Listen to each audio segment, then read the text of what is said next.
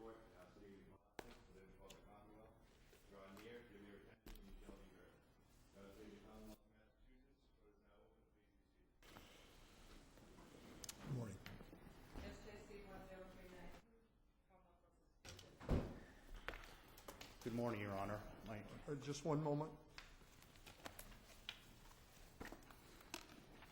All right, please proceed, yes. Good morning, Chief Justice Ireland, members of the court. My name is Philip Cormier. I represent Walter Bishop. As I think this court is aware from the briefing in this case, the core issues at trial in this case were Mr. Bishop's McHool and Gould defenses, namely whether he was criminally responsible at the time of the incident or whether he was mentally impaired to the extent that he was incapable of acting with the requisite mental intent when he ran into Sandro Andrade's car and shot Mr. Andrade on August 2nd, 2005. There are four issues I'd like to discuss this morning, Your Honor. The first concerns the court's jury instructions, which I submit unfairly restricted Mr. Bishop's Gould defense. The second is whether the admission of Mr. Bishop's jailhouse statement was erroneous and unfairly prejudicial, where it injected a false racial animus component element into the case, whether the Commonwealth's closing argument created a substantial likelihood of a miscarriage of justice, and whether the jury voir dire in this case was adequate to ferret out juror bias against the insanity defense. If I may, just briefly, I'd just like to describe some brief factual background before I get to these issues, which I think will put things in context. At the time of this incident, Mr. Bishop was 60 years old. He had an extensive and documented history of mental problems as well as physical health problems that dated back at least 11 years prior to the incident, and his medical records alone were more than 1,000 pages long. He had worked at some highly stressful jobs as an armed security police officer in public housing projects and at a nuclear power plant, and his treatment records referenced diagnoses for a number of mental disorders, including post-traumatic stress syndrome, major depressive disorder, lack of impulse control, and an inability to control his temper even under the slightest provocation. Yeah, with regard to the post-traumatic stress disorder, what was the trauma that he suffered post-traumatic stress disorder from? There were two components to that. One component is that at one point in time as a public housing police officer, he had been caught in some gun crossfire. The job was highly stressful, according to Mr. Bishop. Mr. Bishop sought psychiatric treatment because he felt like he could not control his temper in situations like that. The other component is that Mr. Bishop suffered from chronic obstructive pulmonary disorder, COPD. He had that for a long time. He had it at the time of the incident. It was getting progressively worse. There was testimony that that causes hypoxia, and in a hypoxic state, you're not able to organize your thoughts, you're not able to think clearly, and you're not able to control your impulses. Just going back to your specific question, Judge Gantz, I'm not sure I answered it entirely. But my understanding from the testimony is that it was the combination of both the physical illness and his mental health issues associated with his jobs that resulted in the PTSD. None of his treating physicians testified. The two experts who did testify for him, Drs. Winfield and Dr. Gray, reviewed the medical records. Dr. Winfield spoke with all of his treating physicians prior to coming to a diagnosis. Dr. Gray spoke with a number of Mr. Bishop's friends. They interviewed Mr. Bishop, and they both came to the conclusion that at the time of the incident, Mr. Bishop could not control his conduct, conform his conduct to the requirements of the law. Because of the lack of impulse control. Was that the diagnosis? The diagnosis for Dr. Winfield was lack of impulse control not otherwise specified. Dr. Winfield thought that he probably had intermittent explosive disorder, which is a recognized disorder in the DSM-4, but there were certain criteria that were lacking, so he came out with lack of impulse control as his diagnosis. Whereas others would say that means he simply had a terrible temper. That may be, but he didn't believe that based on what he saw. I think he did a conscientious job in trying to determine whether or not the diagnosis was proper. Dr. Gray did not come to a DSM-4 diagnosis but he believed that it was a conglomeration of the mental health issues coupled with the physical issues. And what was the evidence that was presented by the prosecution, at least, as to what the trigger was for him to do this to Mr. Andrade? Well, the evidence in this case, Your Honor, indicated, based on Mr. Bishop's statements to the 3 psychiatrists, the 2 defense psychiatrists and the Commonwealth psychiatrist, that he had had an encounter earlier in the day with Mr. Andrade while he was taking his wife to the train station. It was some sort of motor vehicle encounter. It erupted into an argument. Because he'd been blocking the road or something? Blocking the road.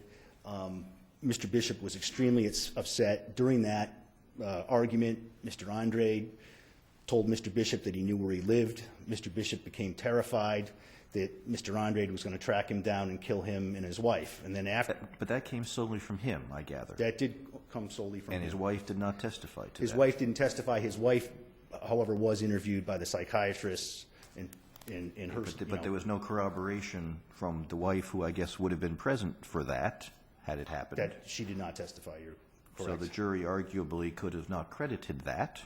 They may not have. However, there was no history that Mr. Bishop had had any prior relationship with Mr. Andrade. So what then happened after that was Mr. Bishop, after he dropped his wife off at the train, a few minutes later, he's driving down Main Street. He apparently saw Mr. Andrade. He pulls over into the wrong lane, hits Mr. Andrade's car, backs up apparently, hits the car again. The door was open. Mr. Andrade was standing in the doorway, and he then fires the gun. This all happened within a matter of seconds. Did he have to go back the same way he came? That I don't know. There wasn't evidence. There was no evidence of that. Well, what one would infer, not, because my memory is it was a one-way street that they had this encounter on. The first encounter, I think, was a one-way street. The second encounter was not a one-way street. Right, no, I understand that, but, I mean, it meant he wouldn't have gone back exactly the same way. Well, I think but I think the first encounter was on the way to the train station, and so it wouldn't have been you're right, it wouldn't have been Was there some exactly the same. evidence that he also had to come back, turn around and come back?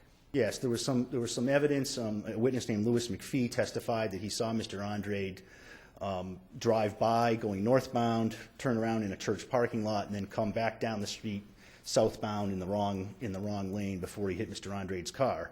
However, on cross-examination, Mr. McPhee admitted that when he testified before the grand jury, he did not mention the car passing by. What he stated was that he first saw Mr. Bishop's car when he heard the tires squealing across the street from him next to Mr. Andrade's car.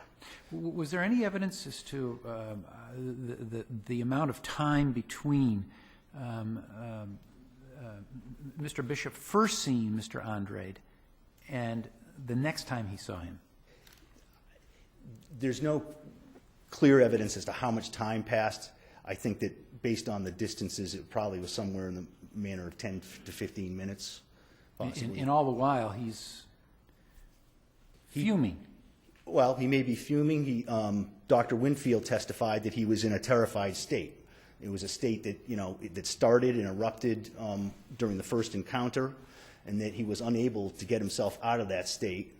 And Dr. Winfield also testified that he didn't think that Mr. Bishop premeditated or planned his actions, that when he approached the car, he didn't know what he was going to do. He, pulled this gun out that was apparently in the car. There's no evidence as to whether or not the gun had been in the car for weeks, months, or how many days before that. But those are the sort of the core facts of the case. And with respect to his Gould instruction, the issue there is the following. Trial counsel asked that the Gould instruction be given using the term mental impairment as opposed to the term mental illness. And the problem with that, and the court went ahead and used the term mental illness and did not use the term mental impairment. And the problem with that is that mental illness connotes a diagnosed condition, whereas mental impairment, I think, encompasses a broader type of mental abnormality that may not necessarily be a diagnosed mental illness. But didn't the judge went on? He didn't just use the term mental illness. He also said evidence of a mental illness and a mental capacity or lack of capacity. He did use those terms. So is mental capacity or lack of mental capacity, do they at least include the concept of impairment? They may include the concept of impairment, but the very first instruction that he gave on it was that the jury must also consider whether the defendant, as a result of mental illness, lacked the capacity.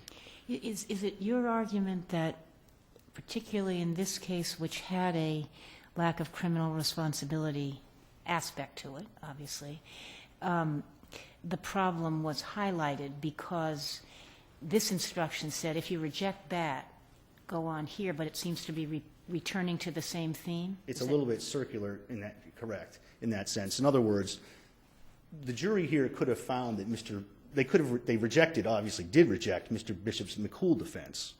However, you could find that Mr. Bishop did not suffer from a mental disease or a mental defect and still find that he was mentally impaired to the extent. No, I understand that, but you're saying the problem with it in this case is exactly that but because you had the mental disease or defect, the jury is sensitized to those terms, and so when it's used in this other context, they think it's the same thing. Correct. Which they've already rejected. Mental illness, from my position, is too close to a mental disease or mental defect, and the result of using the mental illness term unduly restricted the Gould defense here. And, you know, I think it was a critical issue. Dr. Winfield did testify that he did not think that based on Mr. Bishop's medical history that he could premeditate or plan. And was the jury alerted to the difference between a mental illness and an impairment? No. Mental impairment was never used at all in the instruction.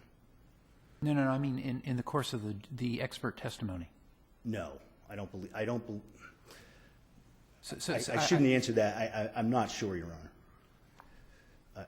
At this point, I don't recall whether that term was used. And let me just add one other thing is that if you look at some of the decisions of this court has used the term mental impairment when discussing a Gould defense in this context. The LaCava case is one instance where it involved a new trial motion and then came up to this court, but there was an expert in that case who testified that the defendant did not suffer from a mental disease or a mental defect and also did not suffer from a mental illness per Department of Public Health guidelines, but he did suffer from a mental impairment, and it was on that basis that they then argued that he could not have premeditated and planned the murder. And then when it came up here on appeal, the court described that as his mental impairment strategy. The model instructions use mental impairment. That's correct. And when the expert testified, do you recall if there was any language used by him to describe the syndrome or the diagnosis? In this case? Yes. Did he use the word illness? Did he use the word disease and defect? Or what did he use? I think that he did. He may have used the word mental illness. I just don't remember. I mean, he did describe it as a specific. Dr. Winfield described it as a specific DSM-4 diagnosed illness.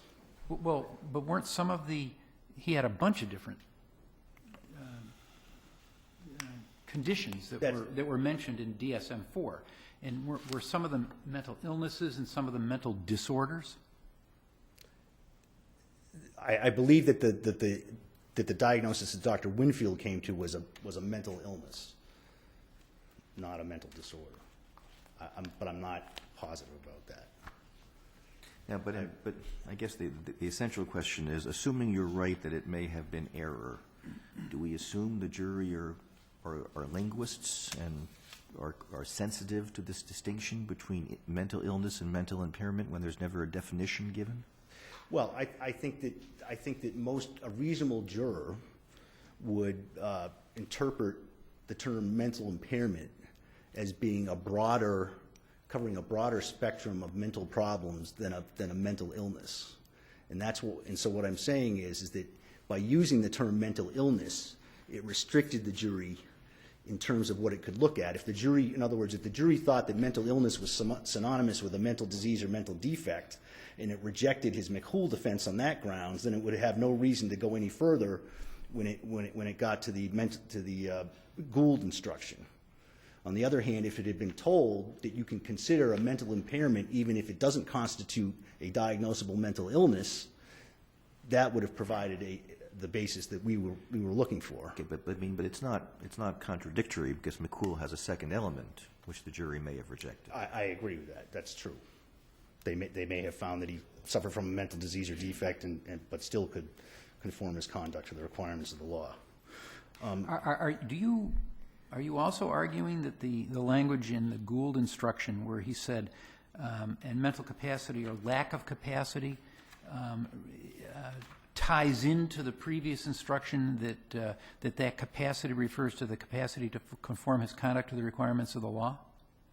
No, what I'm arguing is that the later mention of lack of mental capacity ties into the initial mention of mental illness. In other words, the first statement that's given to the jury about this says that it's as a result of a mental illness whether he lacked capacity. Okay, but you're not arguing that the use of the word capacity in the Gould instruction means the same as the capacity in the McCool instruction?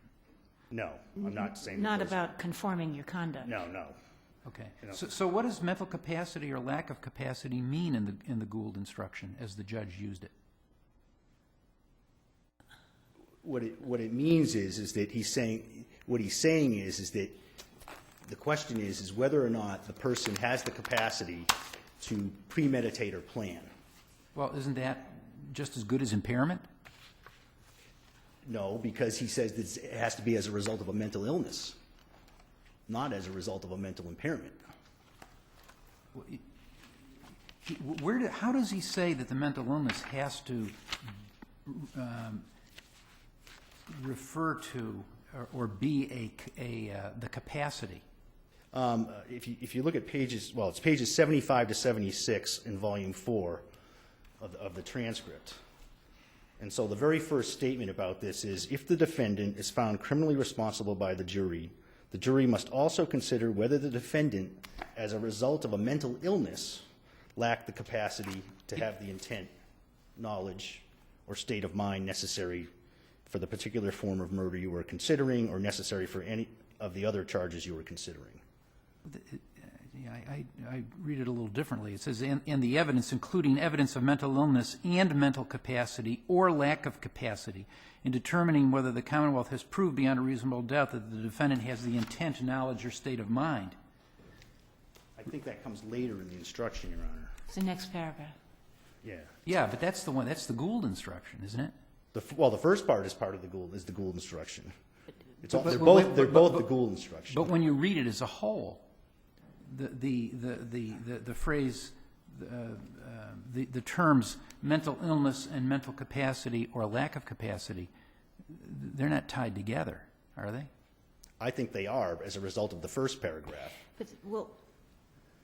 But I thought your argument wasn't, it didn't have anything to do with capacity in the sense of capacity to conform your conduct or to appreciate the wrongfulness. It's the mental illness versus mental impairment. It's the mental illness versus mental impairment is what I'm saying.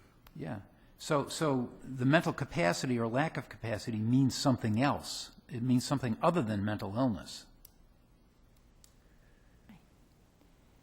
I'm not sure I understand your question, Your Well, Honor, quite honestly.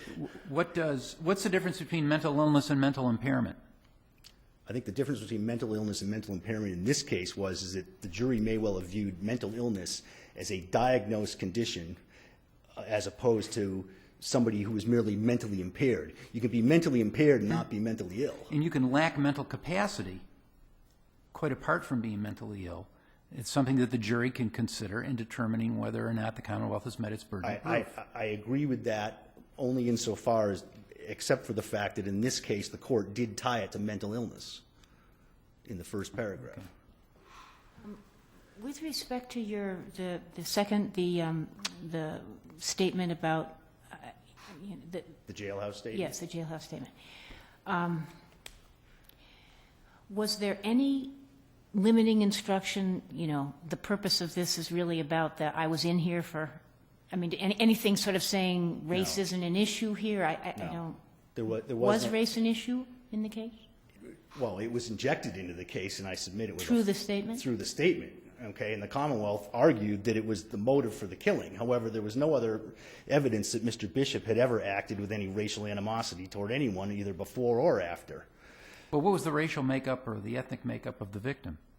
He was Cape Verdean, so he was dark complexioned. Okay.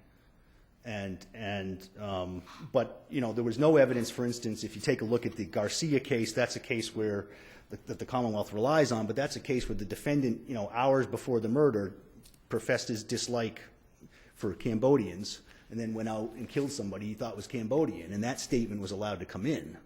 This is much different. I see that my time is up. Thank you. Thank you.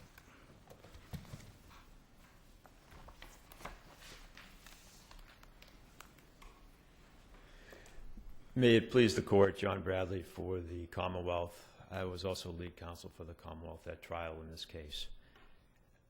At the outset, I'd just like to clear up a couple of issues with respect to the significant underlying facts.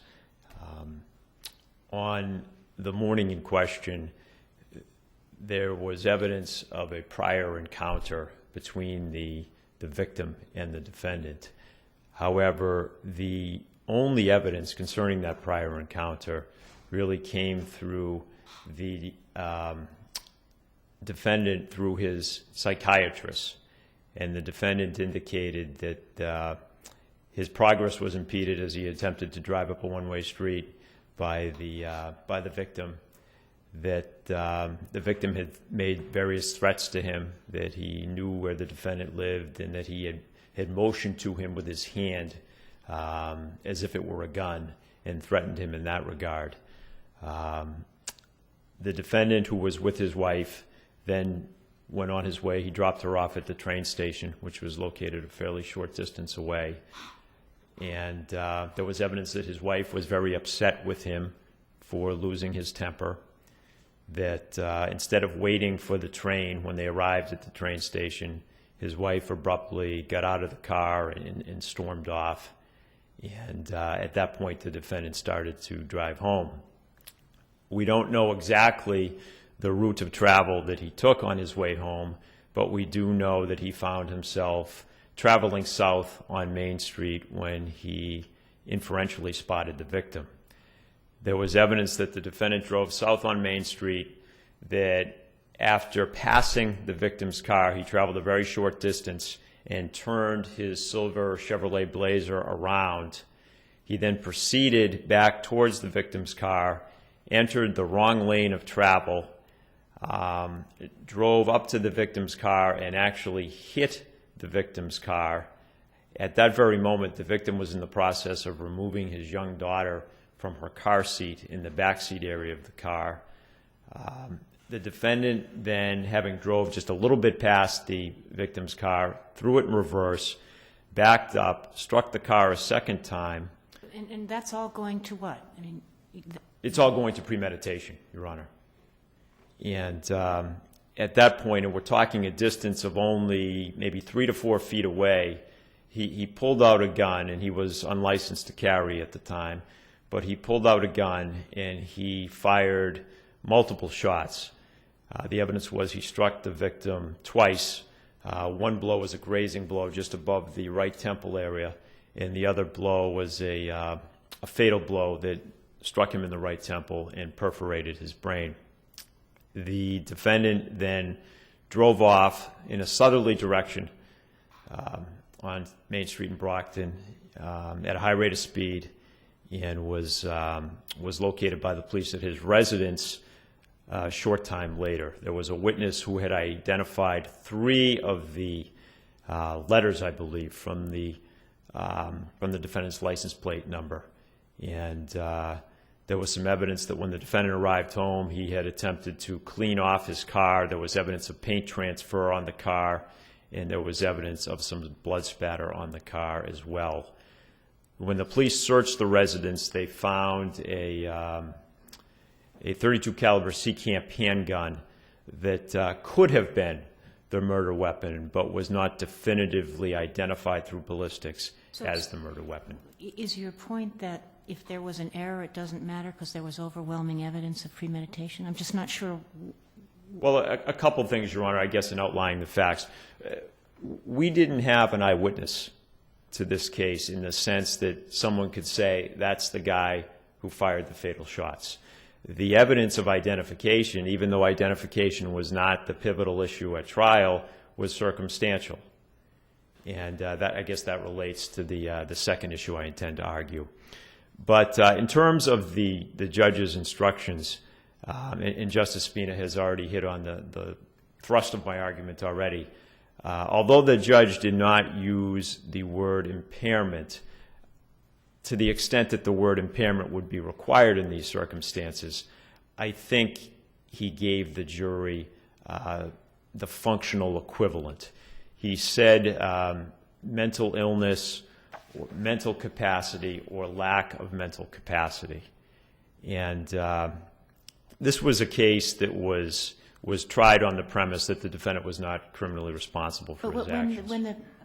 I'm not clear about this, but when the judge was using capacity or lack of capacity in this context, might it not have been understood as a reference back to capacity either to conform one's conduct to the law or to appreciate the wrongfulness of one's conduct? I don't think so, Your Honor. I don't think that's a fair reading of his instruction in context. I think during this portion of the instruction, it's clear that he is giving the so-called Gould diminished capacity type of instruction, that they can consider evidence of mental illness, capacity, lack of capacity on issues of intent and knowledge. And the real issue here was one of intent. The defendant's psychiatrist claimed that he had impulse control disorder not otherwise specified, which is listed in the DSM-IV. And I also want to point out that in his summation, defendant's capable counsel used the words mental disease or defect to describe what he was suggesting the defendant had. He did not use the words impairment. So the case was really tried on a theory that the defendant... That's the insanity defense, though, right? That's right. This is the second... I understand. This is the alternative, so of course he's going to argue that. I understand. But nonetheless, it wasn't tried on a theory that he just had an impairment.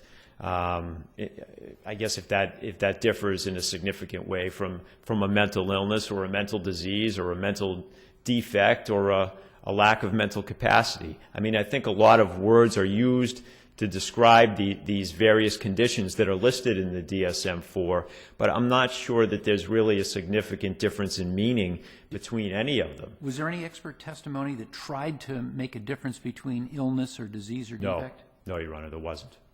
There wasn't. Was the defendant diagnosed with anything other than a mental illness? That is, had he been diagnosed with by the expert in the course of testimony?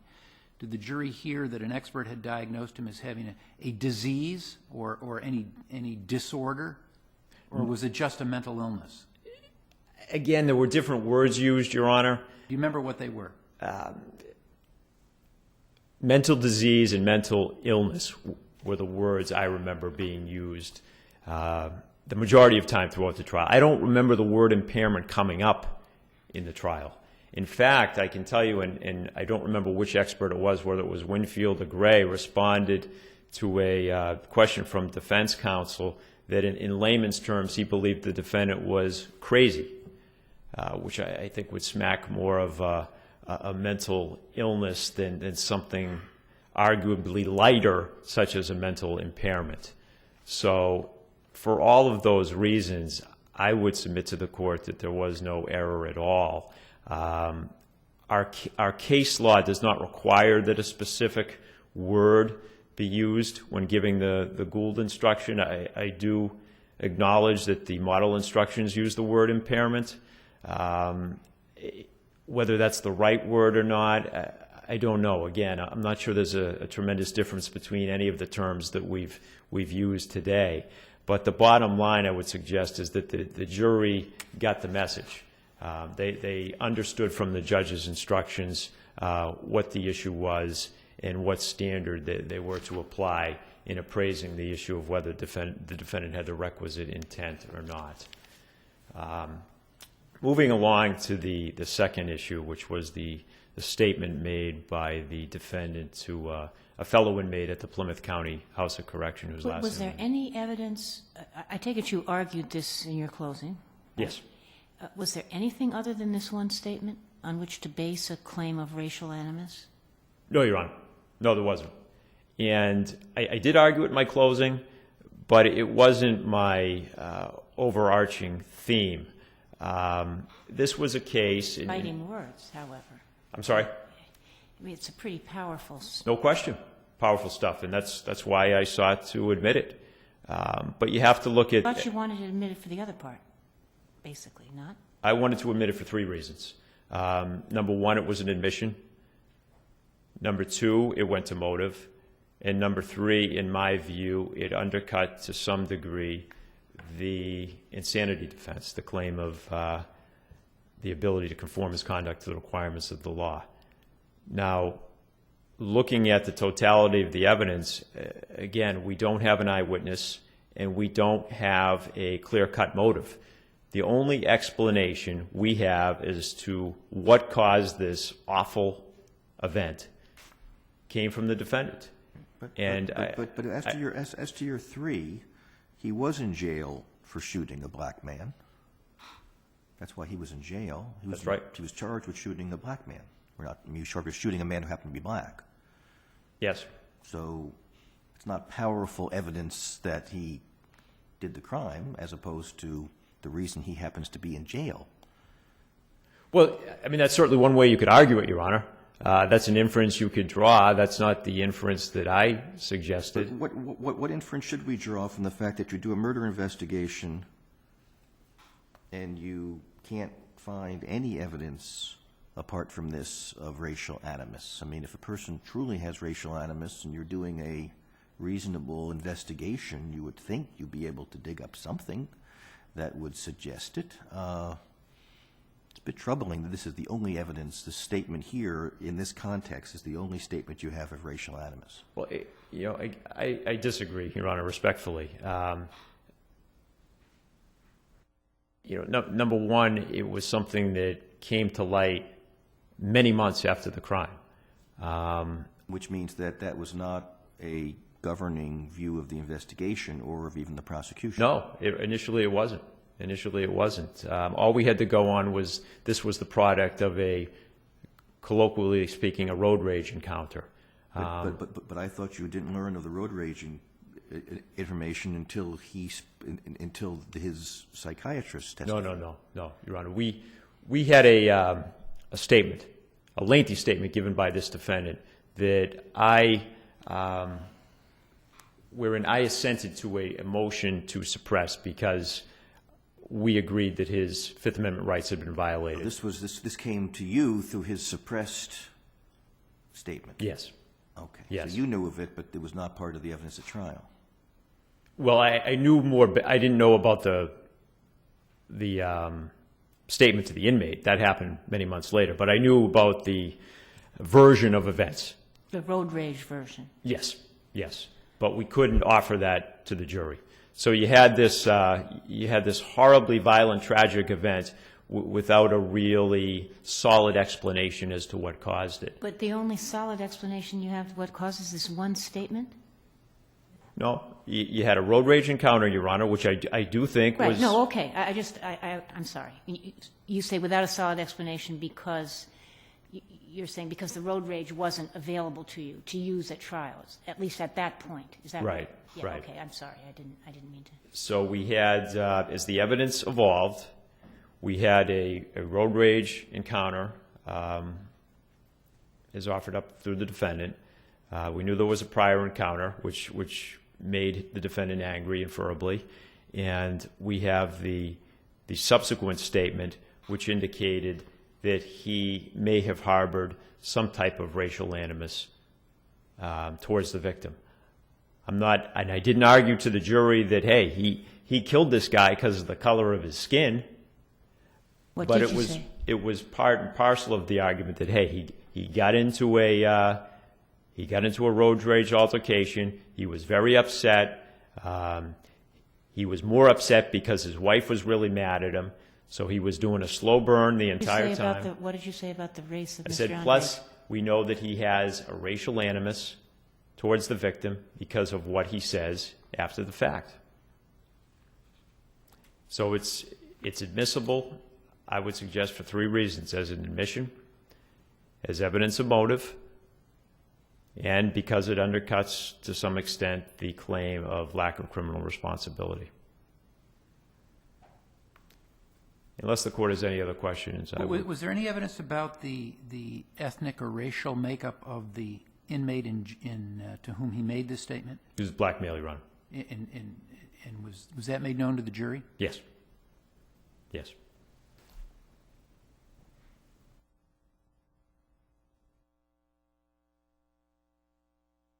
Thank you. Thank you, Your Honor.